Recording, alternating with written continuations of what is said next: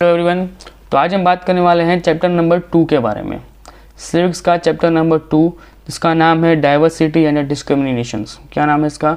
Diversity and discrimination. हमने diversity के बारे में डिटेल्स में पढ़ लिया है लास्ट चैप्टर में, जो चैप्टर नंबर 1 था उसके बारे में हमने डिटेल में पढ़ लिया है कि डाइवर्सिटी किस तरीके से होती है। अब हम पढ़ने वाले हैं डिस्क्रिमिनेशन, मतलब भेदभाव। राइट, मैंने आपको कहीं ना कहीं छोटी सी झलक दी थी फर्स्ट चैप्टर के अंदर कि डिस्क्रिमिनेशन या तो कह लो भेदभाव किस तरीके से किया जाता है, किन किन लोगों के साथ किया जाता है। तो पहली चीज़, जो पब्लिक होती है, जो पीपल्स हैं या फिर स्टेट्स हैं, जो नॉर्मल पीपल कह लो, अपर पीपल कह लो, या फिर जो एक ह्यूमन बींग्स हैं, उन सब के बीच में जो डिफ्रेंशिएट पैदा होता है ना, वो शुरू होता है सबसे पहले without knowledge, without thoughts, without reason, without the feelings, without the opinion, without the facts. इन सब के रूप में सबसे पहले डिफरेंशिएट पैदा होता है। ओके, इन सब के रूप में सबसे पहले कैटेगरीज डिवाइड हो जाती है, और इन कैटेगरी के अंदर भी आपके कुछ लोग होते हैं जिसको हम कहते हैं प्रीजुडिस, या फिर कह लो कि प्री जस्टिस लोग होते हैं। ये ऐसे लोग होते हैं कि जिनको कोई फ़र्क नहीं पड़ता है कि आप क्या बोल रहे हो। अगर वो किसी एक धर्म को मानते हैं तो वो उसी धर्म के बारे में ही अच्छी अच्छी बातें करेंगे। अगर कोई कट्टर हिंदू है तो उसको अपने हिंदू के धर्म के बारे में ही बात करेगा। कोई कट्टर मुसलमान है तो वो अपने मुसलमान धर्म के बारे में ही बात करेगा।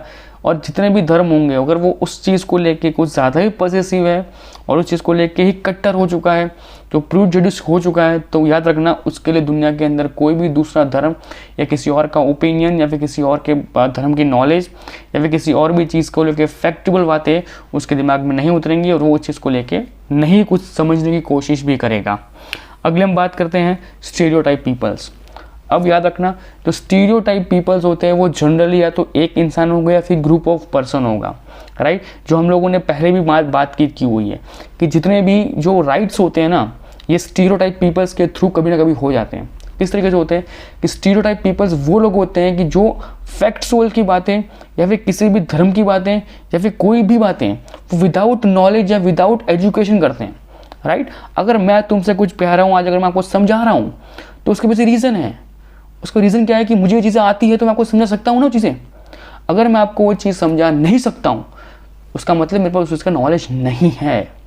राइट, तो स्टीरियोटाइप पीपल्स वो होते हैं कि जो एक ग्रुप में रहते हैं या फिर एक पर्सन होते हैं जिनके बारे में कहीं ना कहीं ही जो मैंने आपको पहले बताया ना कि प्रीजुडिस पीपल्स होते हैं, जिनको कोई चीज़ कोई फेवरेबल या फिर उनको किसी भी चीज़ में फ़र्क नहीं पड़ता है। ये वो पर्सनस हैं। बस इसके अंदर एक और चीज़ ऐड कर दो। क्या चीज़ है कि इनको फैक्चुअल बातों में से कोई लेना देना नहीं है। अगर इनको लगता है कि भाई इस जगह पे हम गलत हैं, इनको लगेगा कि पूरी दुनिया इसके सामने गलत पे है। समझ रहे हो? ये लोग ऐसे होते हैं कि ये लोग अपनी ही बातों को ज़्यादातर हमेशा पॉइंट आउट करते हैं कि हम सही हैं, बाकी सब गलत हैं। ओके। दूसरी चीज़ कि हमने आज तक एक चीज़ याद रखना कि कोई भी इंसान होगा अगर वो स्टीरियोटाइप होगा ना, उसके यूपर से हम ये आइडेंटिफाई कर पाएंगे कि ये स्टीरियोटाइप है या नहीं। तो याद रखना कि वो ग्रुप ऑफ पीपल्स होंगे या फिर सेम ग्रुप ऑफ पीपल्स होंगे या फिर यूनिक लोग होंगे, उन सब के खिलाफ या फिर उन सब के सामने वो अपने रिजिड इमेज को, मतलब अपने ही धर्म के बारे में या फिर अपने ही कम्युनिटीज़ के बारे में वो सबसे ज़्यादा बातें करता रहेगा। आपने अभी देखो रिसेंटली अभी सब कुछ चलता हुआ आ रहा है किस तरीके से कि हिंदू लोग कहते हैं कि हिंदू धर्म को बचाना है, मुसलमान कहते हैं कि मुसलमान धर्म को बचाना है, अलग अलग धर्म के लोग कहते हैं हमें अपने अपने धर्म को बचाना है। ठीक है, उन धर्म के जो ठेकेदार होते हैं वो कहते हैं कि आप ये करो, आप ये युद्ध करो, आप ये करो, आप वो करो, आप वो करो, आप वो करो। राइट, तो आज का कहीं ना कहीं टूडेज का जो यूथ है ना, वो भी कहीं ना कहीं जग चुका है। वो भी बोलता है कि सलाह आज हमको लड़ना है, हमारे धर्म के लड़ना ही लड़ना, हम करेंगे। राइट, पहले की सिचुएशंस डिफरेंस थी। पहले के लोग जो सोच थे ना, वो वो मेंटालिटी में थे कि इट्स ओके। आज क्या है, अब वो इट्स ओके वाला टाइम नहीं है। अब क्या है कि अगर तुमने इट्स ओके किया तो हम इट्स ओके नहीं होने देंगे, हम ओका के फिनिश कर देंगे आपको। अब ये हो चुका है। अब राइट्स होते हैं तो आपने अब राइट्स देखे होंगे, अब छोटी से छोटी बातों में राइट्स हो जाते हैं। राइट, अगर कोई इंसान किसी भी हिंदू गली से जा रहा है अगर वो मुसलमान है और उसने अपनी आवाज़ ऊंची करके किसी को कुछ बोल दिया और उसको वहाँ पे हिंदू लोगों ने मार दिया, अब या तो पूरी सिचुएशन किसी को पता ही नहीं थी, क्योंकि वो उस टाइम पे जब वो मार खा के वहाँ से निकलेगा ना, तो उनके बीच में से एक इंसान ऐसा भी निकलेगा, जब वो इंसान वहाँ जाके मुसलमान की गली में जाके वो जब पूरी बातें बता रहा होगा ना, तो वो वहाँ पे ये बोलेगा कि मुझे हिंदू लोगों ने मारा क्योंकि मैं उनकी गली से निकला। पर वो उसके पीछे का रीज़न नहीं बताएगा कि भाई जब मैं जा रहा था तो मैंने क्या किया था, राइट। और सेम सिचुएशन हिंदू के साथ होता है कि अगर हिंदू किसी मुसलमान गली से जा रहा है और कुछ हो गया, तो हिंदू का जो पूरा पर्सपेक्टिव है और जो हिंदू के साथ जो उसको चीज़ देख रही हैं या वो उस पूरी घटना को किसी ने देख लिया, तो वो इंसान जाके जब किसी दो लोगों को बताएगा तो वो ये नहीं बोलेगा कि उस हिंदू के लड़के ने ये किया था, वो वहाँ जाके एग्जैक्टली ये बोलेगा कि मुसलमान लोगों ने एक हिंदू लड़के को पीट पीट के मार डाला।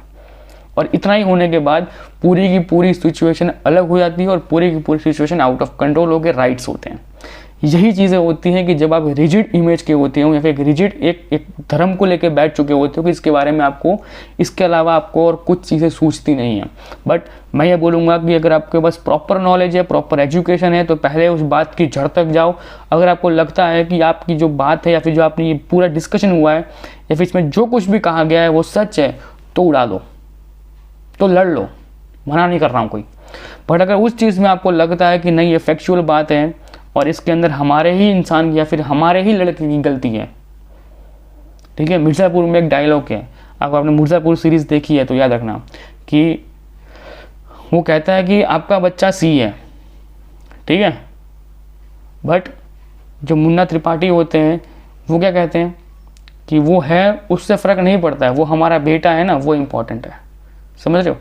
तो कहीं ना कहीं ये चीज़ आ जाती है कि आप पहले तो उस चीज़ को भूल जाओ या फिर उस चीज़ के बारे में सोचो ही मत। पहली बात तो उसको जान लो और जानने के बाद अपना डिसीजन लो कि क्या करना है, क्योंकि अगर आपका एक डिसीजन लोगे और आपके एक डिसीजन से आपकी फैमिली, आपका समाज, आपका रिलीजन, आपकी कास्ट, हर एक चीज़ इफेक्ट होगी। क्लियर? तो इसको कहते हैं रिजिड इमेज होना। आगे आता है कास्ट। कास्ट वो ऐसी चीज़ है ना जिसके अंदर आपको सोशल सेटिस्फैक्शंस मिलता है। आज अगर आप हिंदू हो और हिंदू के अंदर आपके सब कास्ट के अंदर आप अगर राजपूत हो, आप क्षत्रिय हो, आप ब्राह्मण हो, आप अपर कास्ट के हो, तो आपको एक सोशल सर्टिफिकेट मिल जाता है कि आप अच्छे चीज़ हो।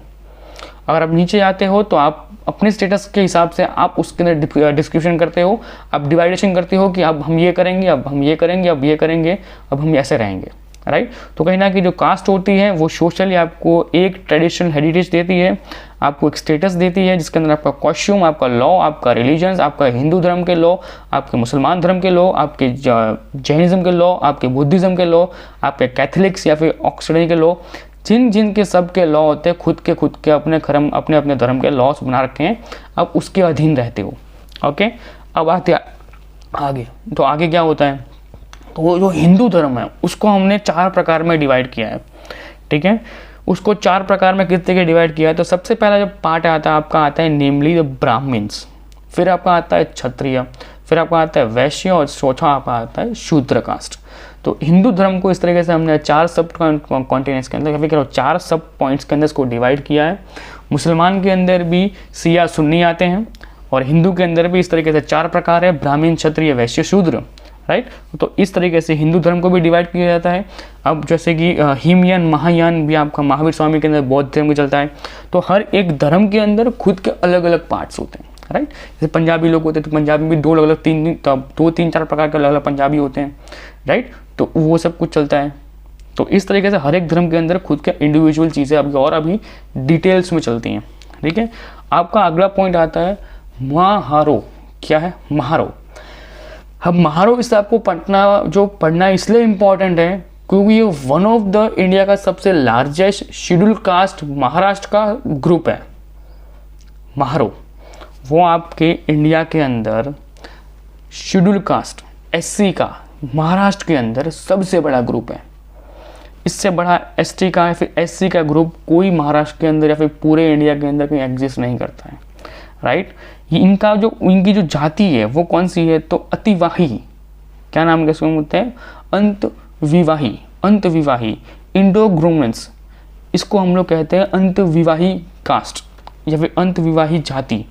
इसका मतलब ये होता है कि अगर अगर इसको मैं रॉन्ग प्रोनाउंसमेंट कर रहा हूँ, ये जो इंडिया के अंदर कह लो या महाराष्ट्र के अंदर कह लो, सबसे बड़ी ऐसी ग्रुप का शेड्यूल का पूरा कास्ट है। ओके, अगला आपका आता है कॉन्स्टिट्यूशन। कॉन्स्टिट्यूशन वो चीज़ है जिसके ऊपर आपका पूरा का देश चलता है, ये समझ लो। आपको अगर अपना घर चलाना है, आपको आपका घर चलाना है, तो आपको अपना घर चलाने के लिए सबसे पहले क्या करना होगा? पहली बात तो आपको अपना घर लेना पड़ेगा। अगर उस घर को ले लिया है तो उस घर को चलाने के लिए आपके कुछ बेसिक नीड्स होंगी। आपको मनी चाहिए होगा, आपको इलेक्ट्रिसिटी चाहिए होगा, आपको पानी चाहिए होगा, आपको गैस की पाइपलाइन चाहिए होगी, आपको रहने के लिए या फिर सोने के लिए आपको बेड चाहिए होगा, आपके फैमिली मेम्बर्स आपको चाहिए होंगे। इस तरीके से आपका पूरा का पूरा घर संपन्न चलता है कहीं ना कहीं। तो याद रखना कि कॉन्स्टिट्यूशन हर एक देश के लिए सबसे ज़्यादा इंपॉर्टेंट चीज़ का रोल प्ले आउट करता है, चाहे वो रिटर्न हो चाहे वो अनरिटन हो। उसके अंदर आपके राइट्स दिए हुए हैं, उसके अंदर आपको गवर्नमेंट को किस तरीके से वर्क करना है आपको वो दिया गया हुआ है, उसके अंदर आपके गवर्नमेंट के बेसिक प्रिंसिपल्स दिए हुए हैं, उसके अंदर आपके इंडिया के बेसिक प्रिंसिपल्स दिए हुए हैं, उसके अंदर आपके फंडामेंटल राइट्स, आपके राइट टू एजुकेशन वाले राइट्स, आपके राइट टू इंफॉर्मेशन वाले राइट्स, आपके हर एक चीज़ राइट्स के बारे में उसमें डिटेल में बात की गई है। और इसके लिए आपको कॉन्स्टिट्यूशन पढ़ना सबसे ज़्यादा इंपॉर्टेंट होता है। और किसी देश के लिए या फिर किसी भी देश के लिए constitution is one of the important जो होता है वो रोल प्ले आउट करता है कि किसी भी देश को अगर आपको जानना है तो उस देश के अंदर अगर डेमोक्रेसी है, मतलब उसके अंदर कॉन्स्टिट्यूशन होगा, तो उसके कॉन्स्टिट्यूशन को डिटेल में पढ़ लो, आप उस देश के बारे में आधे से ज़्यादा चीज़ें जान जाओगे। आज हमारा जो कॉन्स्टिट्यूशन है वो वर्ल्ड के अंदर सबसे लंबा हैंड रिटन कॉन्स्टिट्यूशन है। याद रखना, कॉन्स्टिट्यूशन के मेरे 52 वीडियोस हैं, आप उसके अंदर सारे के सारे डिटेल्स में कॉन्स्टिट्यूशन के बारे में जान सकते हैं। अगर आप चाहोगे तो मैं उसका डिस्क्रिप्शन में उसकी प्ले आउट या फिर उसकी प्ले लिस्ट आपको मैं नीचे दे दूंगा, वहाँ जाकर उन सारे वीडियोस को भी देख सकते हो।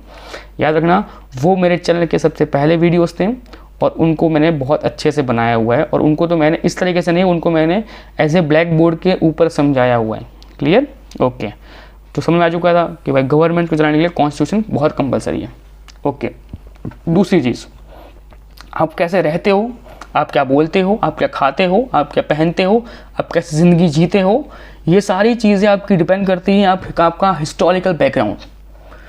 अगर आपका हिस्टोरिकल बैकग्राउंड, आपका जोग्राफिकल बैकग्राउंड अगर setting on the place perfect है तो आप अपनी ज़िंदगी को अच्छे से जी रहे हो। अगर कोई इंसान एक ही दिन में रात के 1 बज रहे हैं और एक बच्चा अंबानी के घर पैदा होता है और एक बच्चा अंबानी के घर के बाहर फुटपाथ पे पैदा होता है, रात को 1 बजे दोनों के घर में एक बच्चा पैदा होता है, तो कितनी पॉसिबिलिटी है कि जो ऊपर बैठा हुआ इंसान जो अंबानी के घर पर बच्चा पैदा हुआ है वो, और जो यहाँ पे गरीब फुटपाथ पे खड़ा जो बच्चा पैदा हुआ है वो एक दूसरे को जानेंगे आगे इन फ्यूचर? नहीं जान पाते हैं, नहीं पहचान पाते हैं, नहीं लोग उनको जानते हैं। क्यों? क्योंकि लोग के बारे में उनको रहने का तरीका, उनका बोलने का तरीका, उनका सोने का तरीका, ये हर एक चीज़ डिफ्रेंशिएट होती है। एक कहानी है ना कि एक इंसान, एक राजा होता है, वो रात को 2-3 बजे अपनी बालकनी के अंदर आके बहुत ज़्यादा घूम रहा होता है, सब कुछ कर रहा होता है, और उसके ठीक सामने एक फुटपाथ पे एक गरीब इंसान बहुत शांति से सो रहा होता है। तो उसको महसूस होता है, वो अपने सिपाही को बोलता है कि जाके उस गरीब इंसान को उठाओ, और वो इतनी चैन से नींद सो कैसे रहा है, उसको मेरे पास लेके आओ, मैं उसको सजा दूंगा। तो रात को 3 बजे उसका सैनिक जाके उस गरीब इंसान को लेके आता है, उसकी सेना उस गरीब इंसान को उठा के लेके आती है और वहाँ रखती है। और राजा उसको पूछता है कि तू इतनी चैन से सो क्यों रहा है, तुझे ऐसी क्यों नींद आ रही है? तो उसने एक चीज़ कही थी कि आपके पास चाहे धन दौलत सोना चांदी सब कुछ हो, आप चाहे इस देश को चला रहे हो, चाहे आप अपने राज्य को चला रहे हो, चाहे आप पूरी दुनिया को क्यों ना चला रहे हो, बट जो चैन की नींद जो मेहनत करने के बाद आती है ना, वो और कहीं नहीं आती है। बस ये इतना छोटा सा सेंटेंस को बोल के वो इंसान वहाँ से चला जाता है और राजा उसको एक चीज़ के बारे में दंडित नहीं करता है। समझ में आया आपको? तो याद रखना कि अगर आप किसी के लिए अगर आपने मेहनत नहीं की तो आप किसी के लिए मेहनत करोगे उसके सपने पूरे करने के लिए। समझ में आया? तो याद रखना, पर आप रात को नींद अच्छी आएगी अगर आपने मेहनत की होगी तो। ओके, आगे बात करते हैं। इंडिया के अंदर 8 मेजर रिलीजन्स रहते हैं जो वर्ल्ड के सबसे बड़े रिलीजन्स हैं, जो 8 सबसे मेजर रिलीजन्स हैं वो सारे के सारे इंडिया के अंदर मिलते हैं और सारे के सारे इंडिया के अंदर रहते हैं। 1600 से भी ज़्यादा मदर टंग्स को बोला जाता है। Over the hundreds of the dance forms हम इंडिया के अंदर देखते हैं। आप अपनी स्कूल्स लाइफ के अंदर या फिर अपने कॉलेज लाइफ के अंदर भी देखे होंगे, बहुत सारे अलग अलग टाइप के डांसेस होते हैं जिनमें भी आपने भी कभी ना कभी ठुमके मारे होंगे। ठीक है मस्ती कर रहा हूँ। ओके चलो नेक्स्ट हम बात करते हैं, जो मैंने आपको पहले बता दिया कि जो प्री जस्टिस लोग होते हैं, प्री जुडिस लोग होते हैं, उनके बारे में एक चीज़ होती है कि ये हर एक चीज़ को या फिर टेम्पटेट करते हैं। अपने रिलीजन्स को तो बोलेंगे, कभी बोलेंगे कि हम बहुत अच्छे हैं, पर उनके सामने से पूछोगे कि भाई तुम इस रिलीजन के बारे में, फिर इस कास्ट के बारे में आप क्या सोचते हो, तो कभी ये नहीं बोलेंगे कि वो अच्छा है या वो गंदा है। वो हमेशा ये बोलेंगे कि हाँ इट्स ओके हैं, बट उन ओके और अच्छा इन सब में वो इस तरीके से पॉइंट आउट करके बोलेंगे कि आपको समझ में आ जाएगा कि ये अपने धर्म को अच्छे से अच्छा दिखाना चाहता है और जो दूसरा धर्म है उसके बारे में वो क्रिटिसाइज करना चाहता है किसी और को। क्लियर? ओके।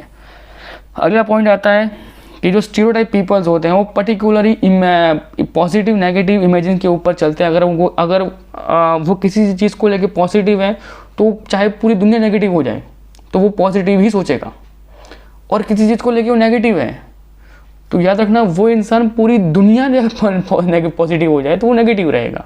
समझ रहे हो? तो स्टीरियोटाइप कुछ इस तरीके से होते हैं। वो कहते हैं ना कि अगर आप किसी को गाली दे रहे हो और उसको सब लोग गाली दे रहे हैं तो उसको तो पूरा समाज गाली दे ही रहा है ना, तो उसमें कुछ देखने की बात है ही नहीं, उसमें आपको कुछ समझने की बात भी नहीं है, राइट। बट अगर आप किसी को गाली दे रहे हो और उसकी तारीफ सब लोग कर रहे हैं, सिर्फ आप ही गाली दे रहे हो उसको, तो याद रखना कहीं ना कहीं वो आप में ही पॉइंट आउट है और आपने ही कहीं ना कहीं वो चीज़ को कुछ ना कुछ आप में ही गलत है, क्योंकि उसको आपके अलावा सब उसकी तारीफ कर रहे हैं, उसको सिर्फ आप ही गाली दे रहे हो। याद रखना चीज़ें।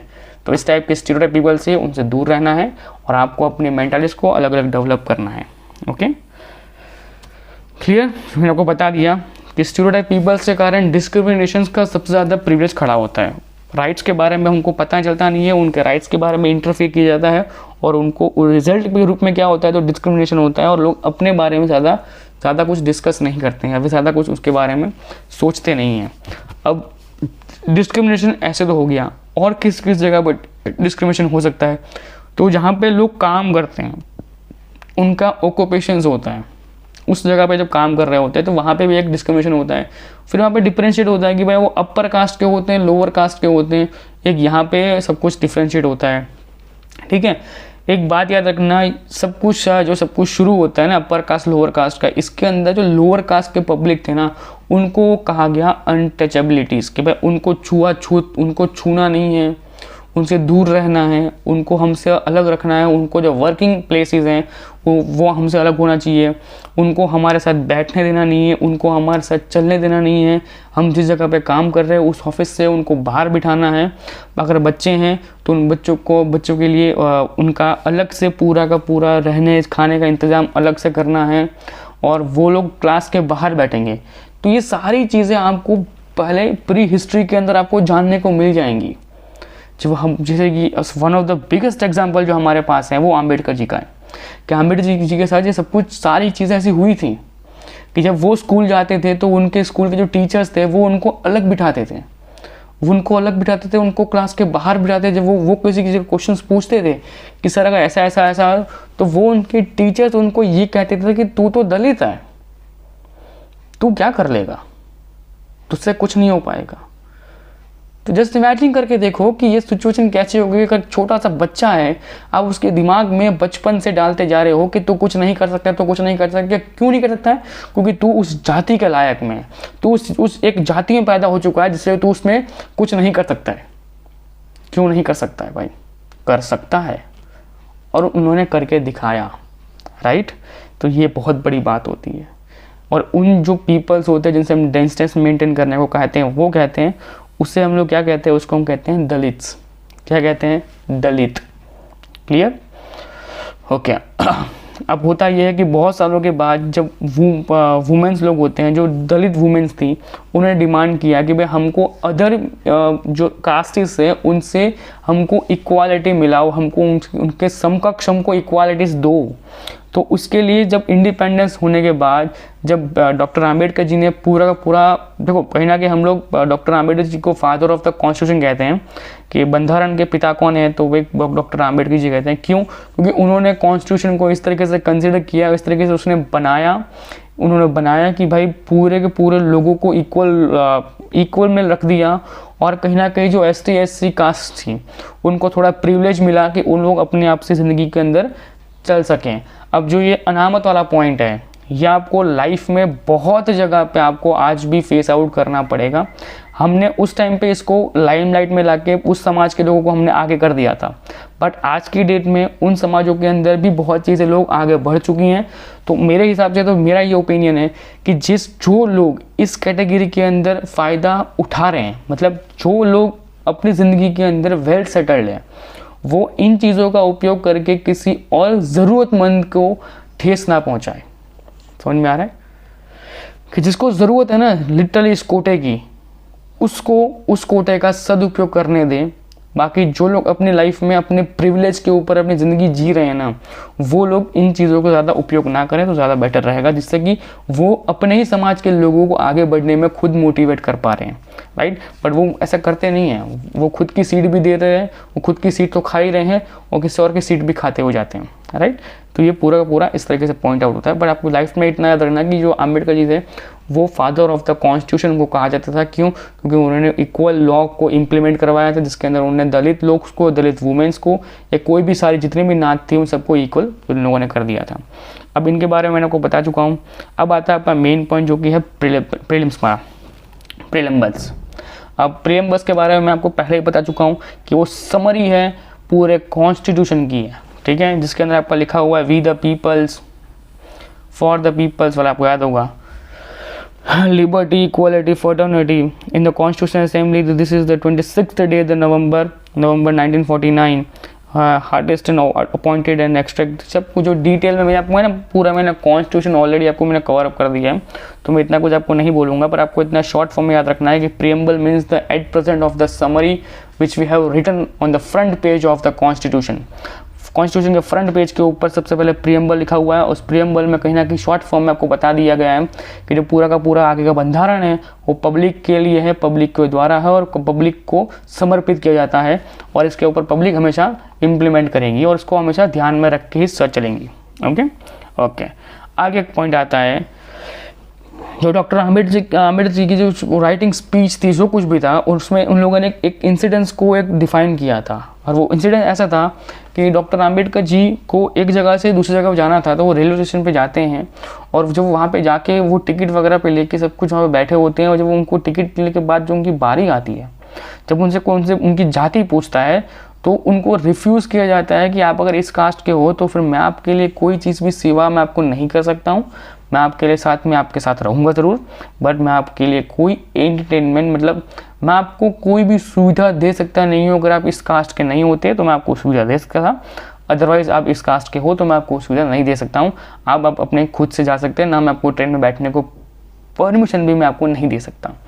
ओके, जब वो वहाँ से बाहर निकलते हैं, उनके आगे जाते हैं, तो क्या होता है, जो एक कहते हैं ना कि वो लकड़ी वाला होता है, भैया कह लो कि जो गाय बैल बना के उसको पूरा काट बना के जा रहा होता है, राइट, जो उसके अंदर उसको बैठने की परमिशन नहीं देता है, क्योंकि जो काट को चला रहा होता है वो इंसान ये कहता है कि आपके जिस नाच से हो ना, आप जिस धर्म से आते हो या फिर आपकी जो कास्ट है, उस कास्ट से आप मेरे इस पूरे काट को आप पवित्र नहीं कर रहे हो। मेरा जो काट है ना, ये जो जिस पर मेरी रोजी रोटी चलती है, इसको आप अपवित्र कर दोगे अगर आपने इसमें हाथ भी लगाया या फिर आप इसमें बैठ गए तो। जस्ट इमेजिन करके एक ऐसा इंसान जो इतना एजुकेटेड था, एक ऐसा इंसान जिसने अपनी पूरी लाइफ में पूरे देश को एक कॉन्स्टिट्यूशन दिया, उसकी लाइफ में एक ऐसा फेज भी था जिसमें उसको एक बुल काट के अंदर, समझ रहे हो, वो बैलगाड़ी आती है ना, उस बैलगाड़ी को छूने पर भी उसको मना कर दिया गया था डॉक्टर आम्बेडकर जी को कि भाई अगर आपने इसको छू लिया ना तो ये अपवित्र हो जाएगी। अगर ये अपवित्र हुई ना तो फिर आपके लिए सब कुछ करना इजी रहेगा, बट हमारे लिए सब कुछ फिर से करना बहुत मुश्किल रहेगा। और ये आम्बेडकर जी का पहला एक्सपीरियंस था जब उनको पता चला कि भाई दलित सिर्फ मेरे कास्ट में जितने लोग हैं उन सबको ये चीज़ सहनी पड़ती होंगी। अगर मैं इतना बड़ा इंसान होकर भी अगर मुझे चीज़ सहन करनी पड़ रही है तो इसका मतलब है कि जो मेरे से नीचे लोग हैं या फिर जो मेरे कक्ष में बड़े इंसान इतने एजुकेटेड लोग नहीं हैं, जो उनकी खुद की नात के थे, दलित के अंदर जितने भी लोग अनएजुकेटेड लोग थे, तो उनको फीलिंग्स आ रही थी अम्बेडकर जी को कि क्या सही में ऐसा हुआ होगा कि अगर मैं इतना एजुकेटेड हूँ और जो मुझसे भी पीपल्स जो गांव में रहते हैं या फिर जो कह लो कि ऐसे लोग हैं कि जो अपने समाज से बाहर निकल के नहीं, अपने ही छोटे से समाज के अंदर, छोटे से ग्रुप के अंदर रह रहे हैं, तो उनके साथ तो डिस्क्रिमिनेशन तो हर लेवल पे हो रहा होगा, राइट। तो कहीं ना कहीं अम्बेडकर जी को यहाँ से एक्सपीरियंस मिलता है और अम्बेडकर इसके जगह पे आगे जाके एक one of the greatest Indian leader बनते हैं, जो इंडिया को एक कॉन्स्टिट्यूशन देते हैं, जिसके उसके अंदर हम उनको कहते हैं, उनको एक सम्मान के रूप में हम उनको कहते हैं कि you are the now the father of the constitution. और कहीं ना कहीं अगर हमको कॉन्स्टिट्यूशन पढ़ने का मज़ा आता है, हमको समझ में आता है, तो उनकी इन्हीं का कारण था कि इन्होंने इस पूरे देश में हर एक जगह पे जाके अपने और लोगों के अभिप्राय को जाना, उसमें से उन्होंने बनाया, नोट्स बनाए उन लोगों ने, और उन नोट्स के आधार पे उन्होंने आज तक हर एक चीज़ को मेंटेन करने के बाद एक कॉन्स्टिट्यूशन की रचना की, और आज हम उसको पढ़ते हैं या फिर आज उसको हम इम्प्लीमेंट करते हैं, और आज हम उस देश को उस कॉन्स्टिट्यूशन के आधार पे हम लोग चलते हैं। और कहीं पे जब चेंजेस करने आए तो हमने उसको चेंजेस भी करते रहे in time to time, but वो एक अलग पॉइंट है, पर चेंजेस करना वो हमारा काम था। ओके, चलो मिलते हैं नेक्स्ट लेक्चर में। तब तक इस वीडियो को लाइक कीजिए, चैनल को सब्सक्राइब कीजिए। अगर मज़ा आ रहा है तो याद रखना इस चैनल को शेयर करना, इस वीडियो को दूसरे तक शेयर करना। चलो मिलते हैं नेक्स्ट लेक्चर में, बाय बाय, टेक केयर।